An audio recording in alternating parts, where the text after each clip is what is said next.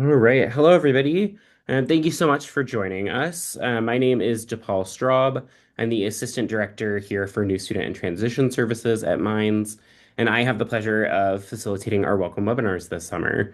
Today, we have a really important one all around paying for college. So we'll be talking with both financial aid and the Bursar's office. Lots of great information to come. Just before we get started, I just want to cover a couple little housekeeping things. We are recording this session and it will be available on our website shortly after this session ends, if not tomorrow morning. And then also, please feel free to ask your questions as we go throughout. We have that Q&A feature that you'll find in the settings. Please know that if you ask your question and send it in, we are seeing it. And we do have documentation that we're doing it. A lot of times what we'll do is we'll hold those questions until the end of the webinar and do a moderated Q&A with our panelists. So please know that if you submit your question, we are seeing it. Sometimes we might respond just in the chat real quick, but other times we are likely saving it for the end. So just a heads up, if you see your question not get answered, we will get to them and get to as many as we possibly can during our time together. So with that being said, we were going to go ahead and jump right on in, and I will hand it over to Anne to introduce herself. Hi, everybody. DePaul, can you give me a thumbs up if you can hear me? Just want to be sure we are good. Awesome. Thank you. My name is Ann Rusk. I'm in the financial aid office. We are located in the Student Center. So that is the same building as Starbucks. That's very important. And the bookstore, or Digger Outfitters. And so you can walk into our office without an appointment between 9 and 4. You can give us a call between 8 and 5. We answer emails between 8 and 5. The email is probably one of the best ways to get a hold of us to get your questions answered. We also have a lot of information on our website, so if you haven't been there, that's a great spot.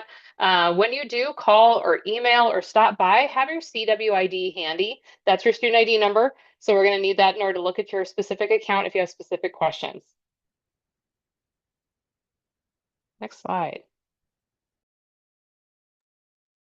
One of the best ways for parents to get and families to get information about financial aid throughout the year and what's happening is to subscribe to our newsletter. So we send out newsletters with very timely information about what's going to be coming, things that your student may or may not need to do. Like now is time to apply for loans, or what happens the first day of class. So when bills are coming out, some of those types of things. Because we email students directly with a lot of this information, but we don't have a way to email the people who are supporting them.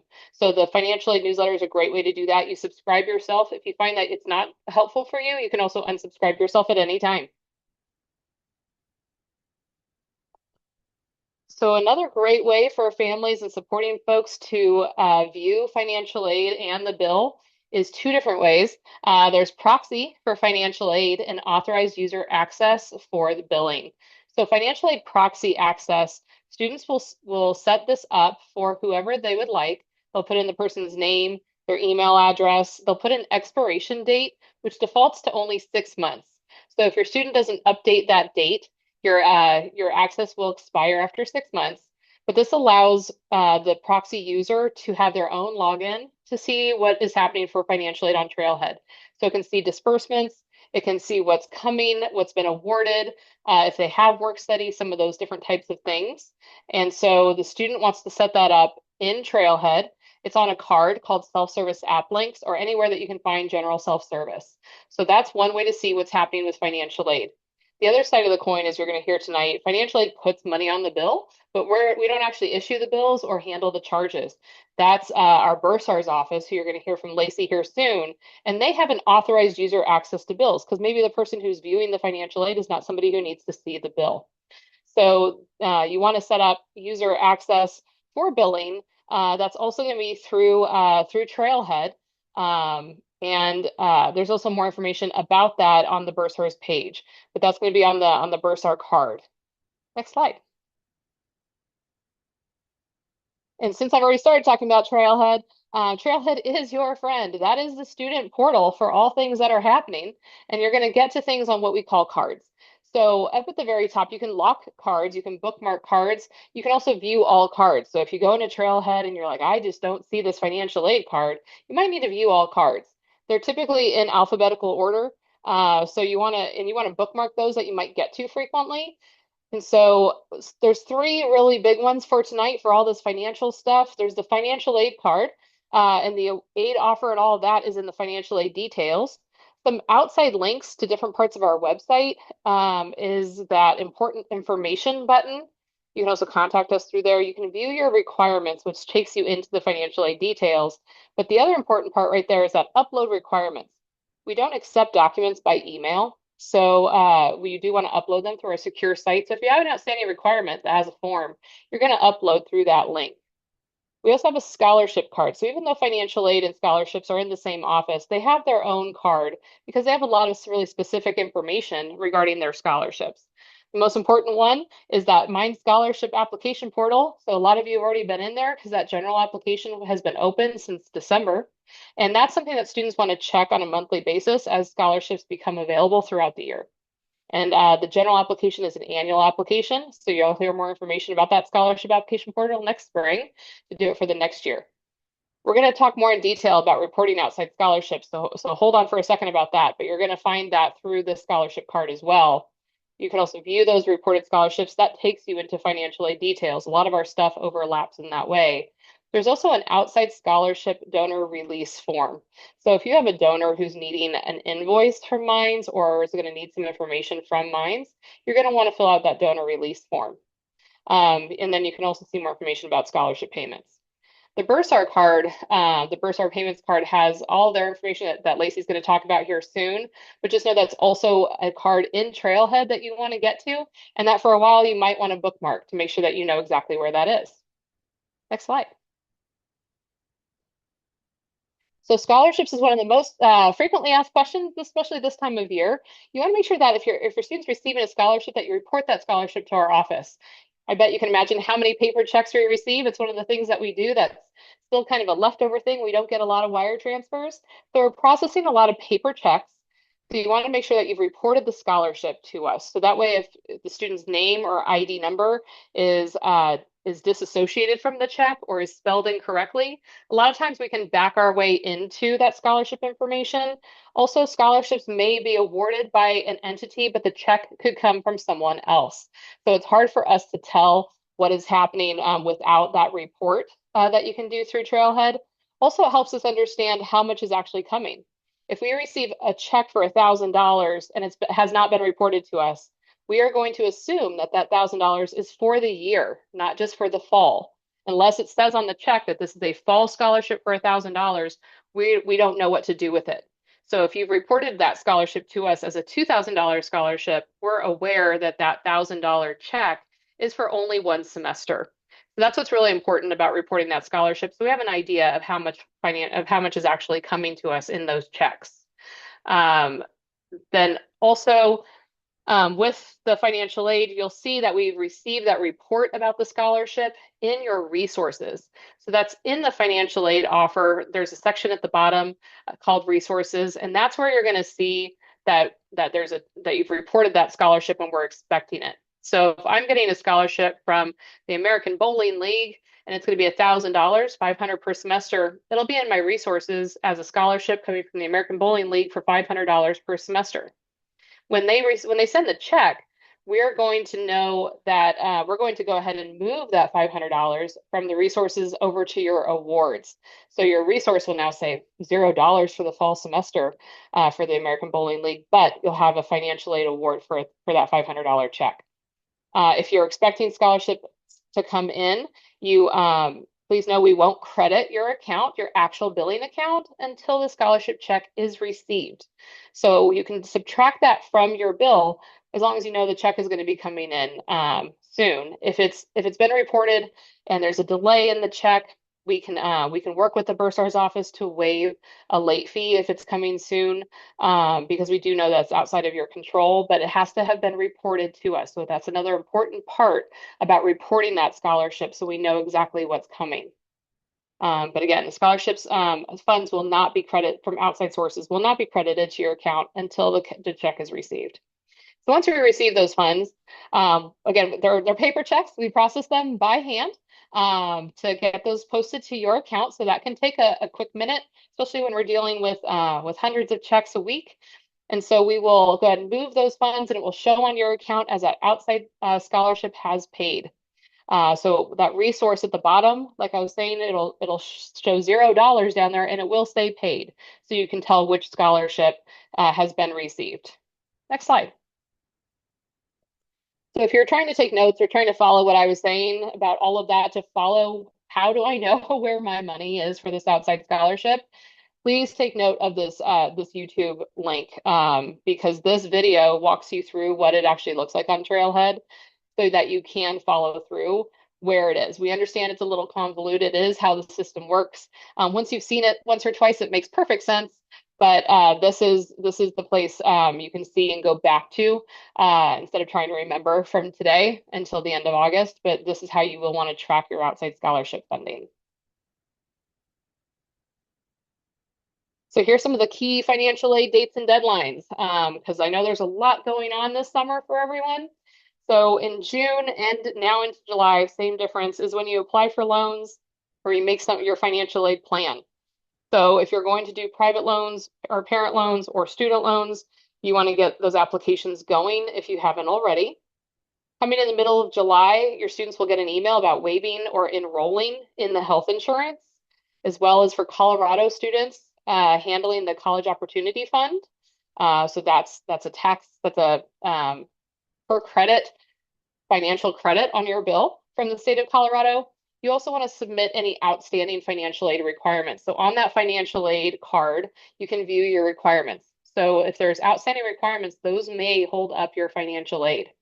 One quick note on the requirements, there is, if you have a citizenship requirement, meaning we have to validate your documentation, or if you have an identity validation requirement, because that's something that the federal government does put on some accounts, we do need to see you in person with your government issued ID.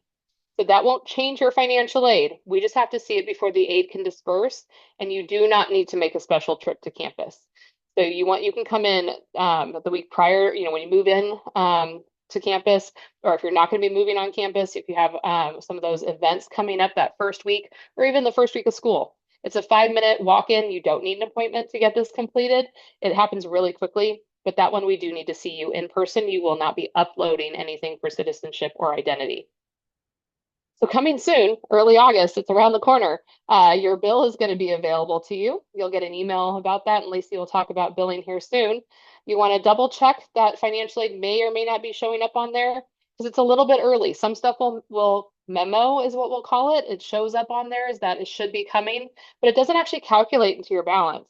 So you may see that it's like, here are all my tuition and fees, and here's financial aid for all of this stuff, but I still have this huge balance. That's because it's not doing the math because the money isn't real yet.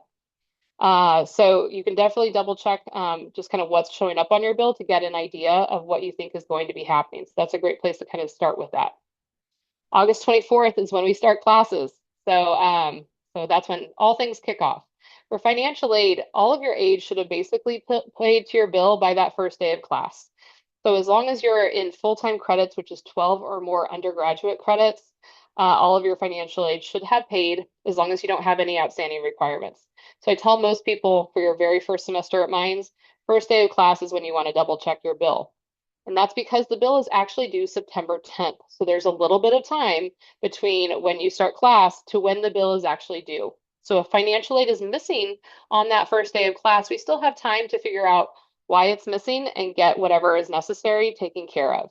So we have plenty of time to get that handled. So that's kind of the key main dates for all of the financial things. And I think that might be my last slide. It is. And so I'm going to pass this off to Lacey.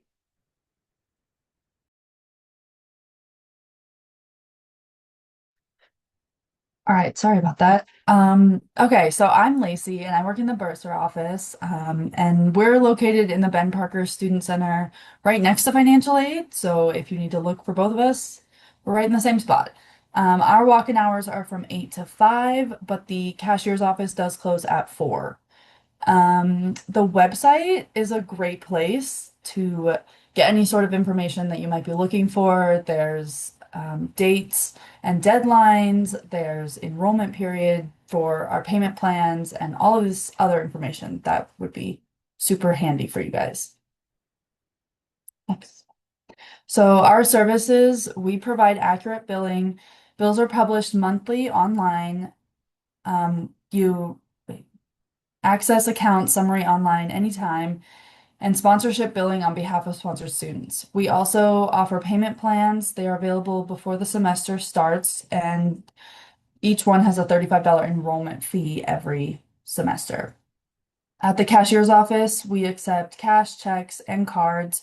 All credit and debit cards do have a 2.95% processing fee, so just keep that in mind if you plan on using one of those.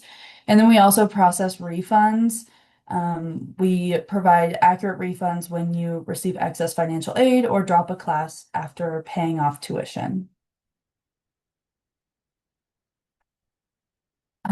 So the My Account page is located in Trailhead, which Anne explained a little bit about, but under the Bursar Payments card, you're going to click on My Account page, and this is where you can have somebody become an authorized user onto your account. Anybody who's going to be making payments on your behalf can be an authorized user. You can access and pay your bill and look at current bills, billing history, and account summary, and you can also make payments. You can access your current or prior 1098-T tax forms, and this is where you will set up payment plans and auto pay along with any payment methods that you want to save, and then set up for e-refund for direct deposit. So the payment plans that we have, they are not mandatory, but they may help you with budgeting and provide a payment structure. Again, there's a non-refundable $35 enrollment fee, and the payment plans help prevent late fees for the duration of the plan, and they may help you save money. You can enroll early to get the most out of the plan. Fall plans have already opened, and you can set it up through your My Account page. We do have automatic withdrawals as well in the payment plans. And then just that credit and debit cards are subject to that 2.95% fee. Okay, so some other payment options that we have are just paying in full by the payment deadline, which is September 10th. And you will avoid late fees and you'll be able to register for the next term without any delays. You can also pay at your own pace throughout the semester, which is not really a payment plan, but you just pay your amount on your own payment schedule, but you will have a 1.5% late fee per month. And then your balance must be paid in full before registering for the next term. There's also sponsorships that some students have, and you'll submit your sponsor authorization and sponsored student agreement forms by the payment deadline to avoid late fees, and then pay any remaining balances that your sponsor may not cover before registration.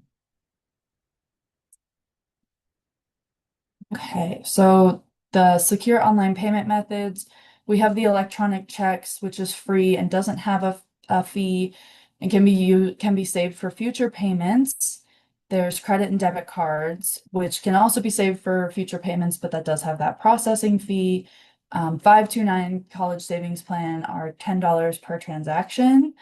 Some vendor plans may not be supported to send via electronic funds, so you will have to check with them. Otherwise, they'll have to send us a check.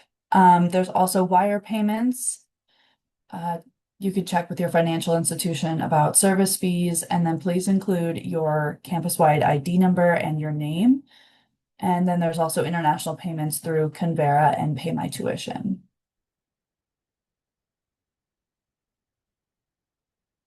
E-refunds. If you have a credit on your account, you can request a refund and receive it within a few days. You can enroll an e-refund through the My Account page on Trailhead, and you will need to provide your routing number and your account number of your financial institution. Okay, so COF is for resident undergraduate students. It's the College Opportunity Fund, and you can apply at cof.college.assist.org, and then you will authorize it through your Trailhead on the College Opportunity Fund card. So that's another one of those cards that you might want to keep in mind that Anne was talking about. And then you can check your account for payment. You're limited to 145 credit hours, and the rates may vary year to year.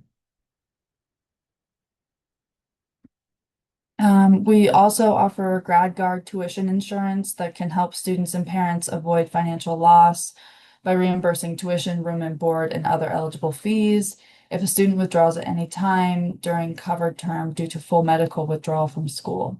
It covers serious illness or injury, mental health conditions, chronic illness, death of a student or tuition payer, and then substance abuse and suicide. And so then there's the resources for GradGuard.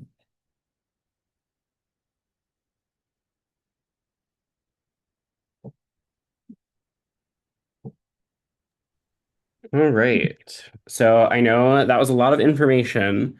So we're going to open it up and spend the rest of the time doing Q&A. So I know we have a couple questions, so I will kind of moderate, but feel free to keep asking those questions and we will get to those. So Anne, I think this first one is for you. Thinking about if they haven't received anything yet in terms of like scholarships or like financial aid, does that mean that they didn't get any scholarships for this year? Are they still being assigned? Kind of what does that look like in terms of the timeline for y'all? Yeah, that's a great question. And there's two separate answers because that's how financial aid rolls. So, for financial aid, which does include scholarships, but in this circumstance, I'm mainly going to focus on need-based aid, which is grants and loans and work study. If we have a FAFSA, it takes about 1 to 2 weeks for us to process an aid package. So if you submitted a FAFSA and you included mines and it's been more than 2 weeks, you should have an aid package out on Trailhead. If you don't, please email our office with your CWID so we can figure out what's going on with your FAFSA to make sure it got pulled into our system. For scholarships, especially from the general scholarship application, you will be notified if you receive a scholarship. A lot of our first round scholarships have already been awarded. However, the general scholarship application stays open. So nobody received oh, sorry, you didn't get anything for this coming year because that would close your application for the year. So we leave that application open because as people donate money to Mines, we have to find students to give that money to. So we want to keep you in the running. So that doesn't mean that you won't receive anything. It just means in this first round you definitely have not been awarded, and you should make your payment consideration based on the information you have right now. Awesome, thank you. Lacey, I believe this one is for you. If they were to, or if they didn't request a refund or don't request a refund, would those funds then roll over automatically to the next semester? So they can, you'll just have to let us know that you want them to roll over. I know with 529 plans, they do tax you to get a refund. So some people do want those funds to just stay in the account and then it will just be a credit for the next semester. It Gotcha. also does depend on financial aid. So if your credit's due to Yes. financial aid, we're not actually allowed to withhold financial aid from you for more than 14 days. So if you have a credit like from a parent loan or something like that, or a federal student loan, then that refund is going to be issued to you some way, because we're not allowed to hold it.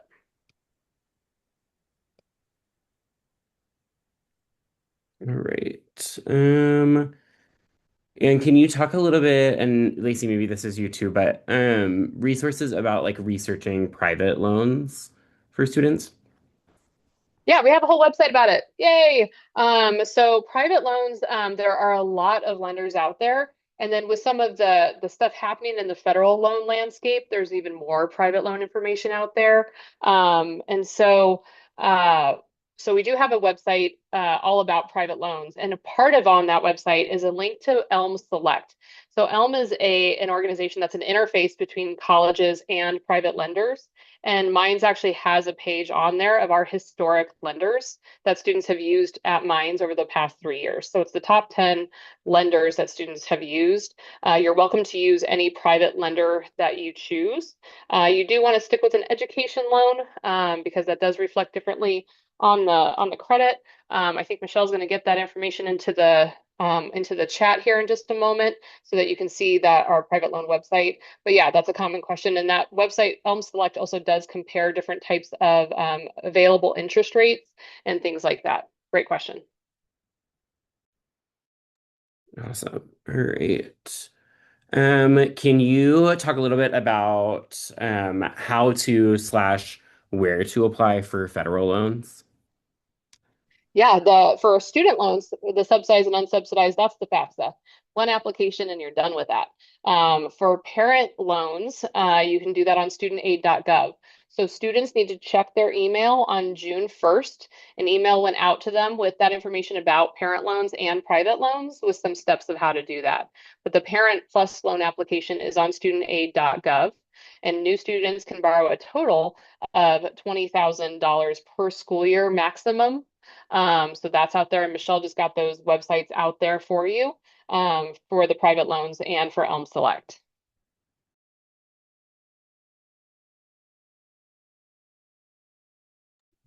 Great. Can you talk about, at least I think this is more you, about when and how they would receive the bill for tuition? Yeah, the fall 2026 bills um, will be officially published on August 3rd, and we will publish charges to the students' accounts the last week of July. And you can access the bills in the Bursar, my Bursar payments card under the My Account page on your trailhead. It will say um, bills um, in the overview section. And so you can just go there and you'll see a bill to download. It probably will not have financial aid fully on it. As Anne said, they do disperse a little bit later, so then there will be another bill that comes out, but the official bill will be posted on August 3rd. Awesome. All right. How do merit awards get credited via financial aid or scholarships? Yeah, everything gets credited, that everything that's on your award for the semester, because we do disperse per semester, everything that is on there as accepted, which merit scholarships are automatically accepted, those will credit to your bill by the first day of class. So anything listed in financial aid under the financial aid details for the fall term will automatically credit as long as your students, their requirements are complete and your student is enrolled. And for most things, it'll pull over that full amount as long as your student is enrolled full time, which is 12 credits for financial aid. So everything will happen automatically, and that's why we say check by the first day of class. Awesome. Thank you. And another one for you. Can you talk about does financial aid, like your office specifically, help with finding outside scholarships? You know, we really don't because there isn't one spot to look. It really is, we tell people sadly, it's sort of like a part-time job. So we do have information on our website about some ways to search and some, smart ideas and things like that to help look for outside scholarships. But it really is, thinking for yourself, what am I interested in? What companies am I interested in? What sports and hobbies do I have? Things like that to look for those outside scholarships. If you find one and you're not sure about its legitimacy, you can definitely email our office and we can take a look for you. But as far as sitting down and helping you search, unfortunately, we don't have the availability to do that. All right. How might two people contribute money for one student? I think that this one's mine. You can have two people be authorized users on your student's account, and they can just make payments, whatever amount they want to pay. You can have as many people be authorized users. So just add them as an authorized user and then go ahead and make the payments.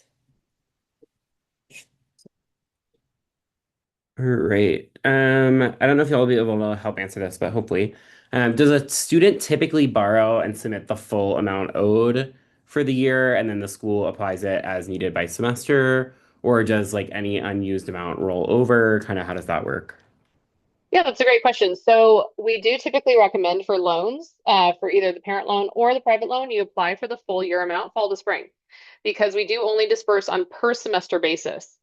Now, so that means I'll disperse fall for fall and spring for spring. Now, we do not limit it to what is on your bill because you'll see in the financial aid cost of attendance, there are components that are not billed by mines. So things like personal allowances, transportation allowances, because you're allowed to use financial aid to survive your life for these 9 months.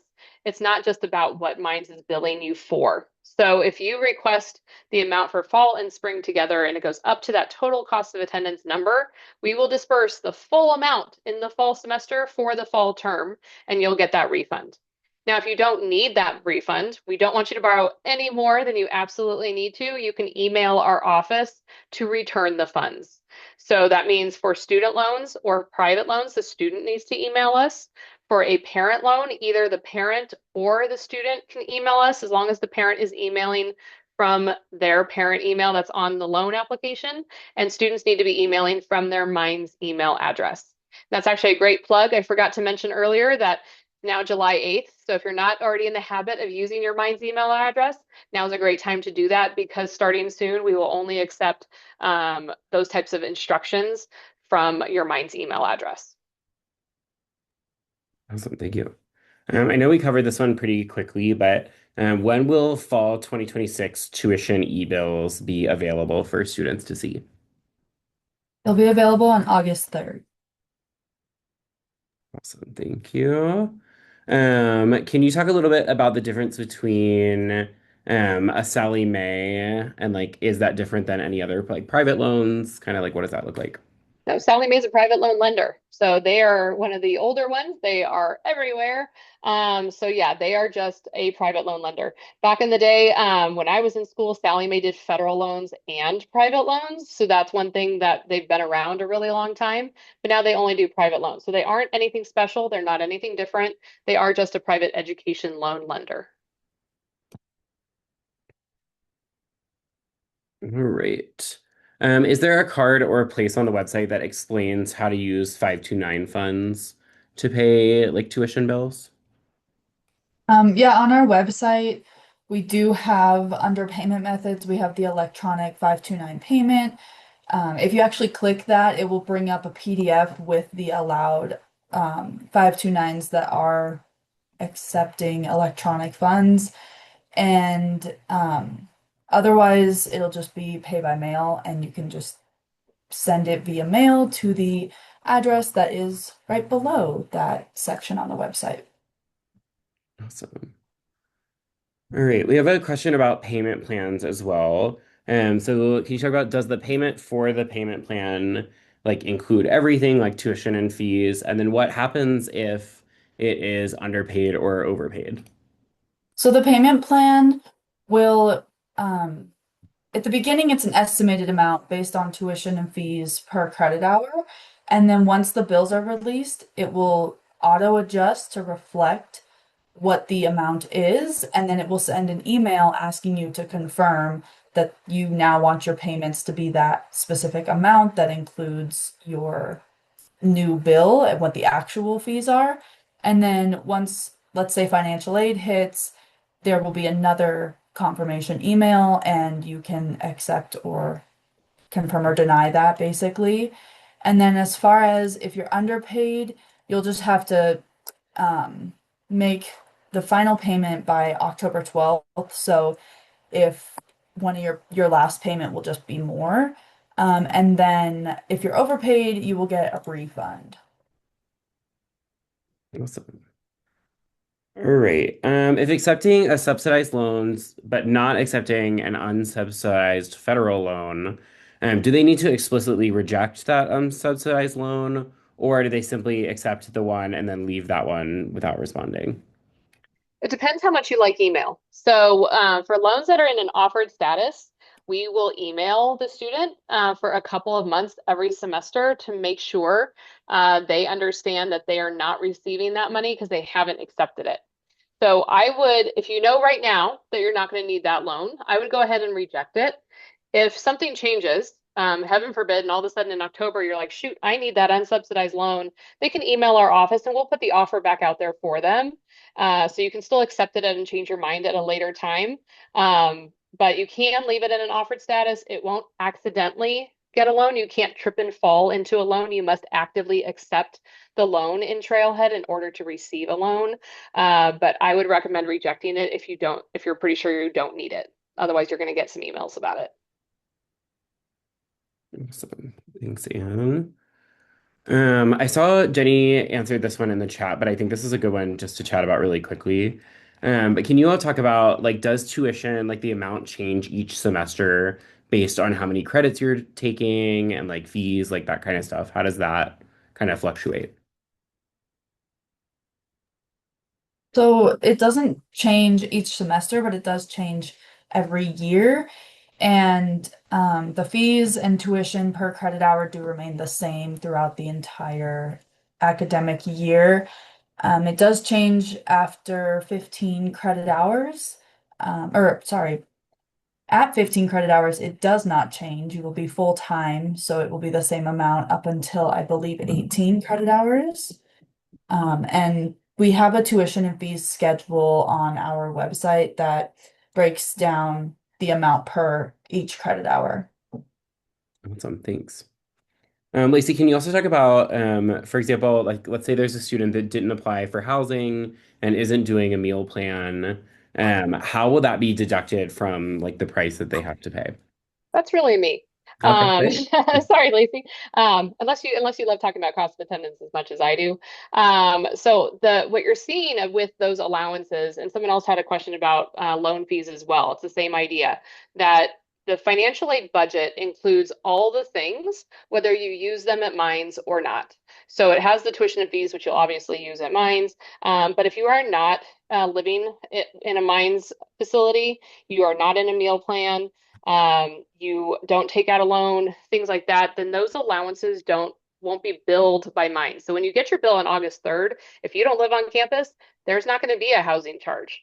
But you will have to live somewhere. So financial aid is allowed to be used even if you're living off campus, even if you're living at home, you're allowed to borrow funds to pay for those expenses so they will stay on your financial aid cost of attendance. So that's why the cost of attendance is really a budget for the maximum expenses that you're going to incur over the 9 months of surviving. And what Lacey's office is sending out is what is actually happening. So even to that point with the tuition, you're going to be charged for what you're taking at Mines, not just the generic amount that you see in the financial aid cost of attendance budget, which is the 15 to 18 credit cost. So that's kind of the difference between the financial aid budget versus the bill. Awesome. And just to clarify, and I know you referenced it, the question about the preliminary bill showing fees for loan, transportation, and other, that all applies to what you were just making sure I Those, don't you're have right. that Those wrong. are indirect expenses. We're not charging you for transportation, personal expenses, and we're not charging you those loan fees. If you don't take out a loan, you obviously don't have any fees. But federal student loans do have a 1% origination fee. So we increase your budget to allow for that. Awesome. While we're on that subject of fees, Anne, can you just share where families and students could find more information about the different fees and how much those are and that kind of stuff? Yeah, so it's kind of between both Lacey and I. So as she mentioned, there's a tuition and fee schedule. And so when you go to look at cost, there's a link on the cost of attendance page to those mandatory fees. That there's also a link on the Bursar site about those mandatory fees because it shows in financial aid in the budget as a total number, but you're going to see on the bill a bunch of listed fees. And so if you want to know exactly what those fees are, they are mandatory, and they're available on both the cost of attendance and the Bursar site. Awesome. Thank you. All right. Just to cover it again, I know we talked about this a little bit, but can you all talk a little bit more about with the student health insurance, if they're waiving that, like how that would be updated or deducted and what that looks like? Yeah, once the waiver is processed, it will appear on a bill that, like the next bill that's coming out. However, the activity details on the My Account page will show the live um, reduction of that.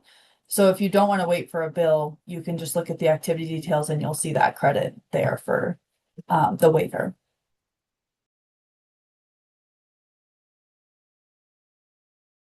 I'm muted. Cool. If the FAFSA does not accurately reflect somebody's like family situation, Are there like manual reviews available? What does that look like? There are. There's actually a website. It's called a professional judgment in the land of financial aid. And so if you, our website is finaid.mines.edu, as you see the start of all of our websites, /PJ, like pajamas. And so you can see the different reasons that we're allowed to adjust the FAFSA information based on, change of income, change of marital status, some of those types of things. And if you fall into one of those categories, then we have an estimated form online where you can submit information so we can take a look at your financial situation and your FAFSA to see if that change falls into those categories and if it would make an impact on the package. So you want to turn that in before the end of July, otherwise it will be turned off for the fall term. And so if you have a situation for job losses, it does have to have happened more than 8 weeks ago. So that is the cutoff for that. But we have more information on that, finae.mines.edu/PJ. Awesome. All right. Can you all talk a little bit about how funds from a GI Bill work and like how that would show as a reduction on the bill as well? So that will kind of be the same way as the health insurance. Once the funds come through and are put on the student's account, you will see it in the portal as a reduction. Awesome. Okay, so going back to talking about the financial aid card in Trailhead, is that where you would go to reject loans as well? Yes, 100%. So when you go to financial aid, to the financial aid details, that's where you're going to see the loans are the only thing you can reject. So even if you're just kind of looking around, you're like, I don't know where to go, there'll be a drop down to the right-hand side of the loans only. So you can't accidentally reject a scholarship or a grant. So you can go ahead and make that decision there, and then you submit at the bottom. And so, as I said, some students they got their financial aid offer in January and they went ahead and rejected loans immediately. And now if they're like, oh, I actually think I needed that, you can email our office and we can put the offer back out there to you. But you'll make those loan decisions in Trailhead on the financial aid card. Awesome. All right, and then we also have a question. Can 529 funds be used to pay all of the School of Mines fees? Yeah, you can use them to pay for the fees and tuition, but it is also up to your 529 plan. So I would talk to them to make sure that everything is covered by your 529 plan. Awesome. Also, kind of to piggyback off of that, because some 529s can be used for living expenses, so living off campus, as long as it's part of the cost of attendance. So that's partially why it's important that the cost of attendance is listed for your student. And on our website, we also have historic cost of attendance, because when you're doing taxes, that's calendar year, not the financial aid July to June year. So you may need a cost of attendance for spring of 2026 and fall of 2026. So we have those historic ones out there as well. If your 529 can be used for those other expenses that are part of the cost of attendance. Awesome.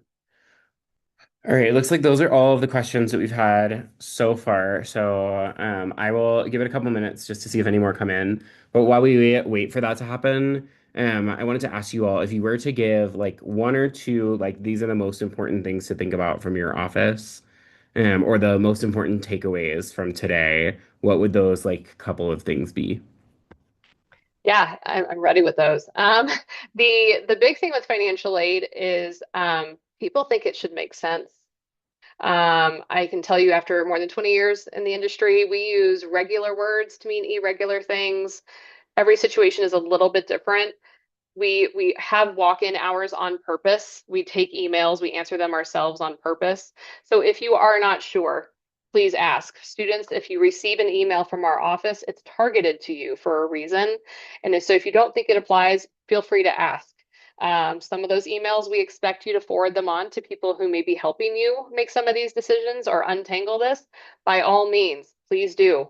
A lot of times that 5-minute question can can satisfy, weeks of agony thinking about something that may not be true. So it's really important to know that we are here to support you. We want to get you through.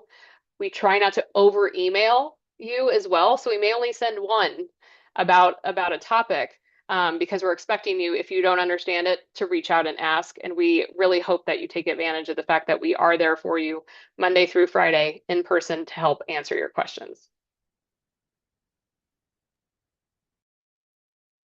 So for the bursar office, I would say just to keep in mind the dates and deadlines on our website. Those are extremely important with add drop deadlines and payment deadlines. And then also make sure to check your Minds email because we do send out emails if you have a balance due or when there is a new statement that's available. That's a good place to, that's a, some people miss them, so just keep in mind to keep checking it. All right. It looks like we had a couple more questions come in, so I just want to really quickly get those answered. Going back to the professional judgment we were talking about around the FAFSA, can you talk about how long that takes to receive an answer typically, or do you know how long that takes typically? I do. For the estimates, we normally get you an answer in about a week. Um, so we review that and we email it back to the email that was entered on the form. So be sure that you're checking that email. Had more than one person, and they're like, "Oh, I don't even use that email." I'm like, "That's the one you gave me." So make sure you're checking that email for the estimate. When it comes to the official professional judgment, it can take up to 2 weeks after we receive all of the forms. So if we receive a form and it's incomplete or we need more information, you may get kind of a form email from our system saying this, this document has been rejected and there's a reason. Or you may get an email from your aide counselor about, what they're missing or a phone call. But typically, once we have everything, it will take a maximum of 2 weeks. And then your student will also get an email that a change has happened to the FAFSA, and they should get an email when their aide award has been updated. Awesome. Okay, a couple more questions here. Can merit aid appeals still be done at this point? That's a really great question for admissions. So they're the ones who set the merit aid offer. So I would definitely reach out to them. Awesome. And then just to clarify too about, I know we talked a little bit about kind of the idea of an authorized user. When a parent becomes an authorized user, do they then get a Minds email address or login to use? Like, how does that work for the authorized user accounts? So what will happen is your student will send you a payer invitation to whatever email you want them to send it to, and then you will receive a link in that email to set up an account and a password, and then you have your authorized user portal. And students can have more than one authorized user as well.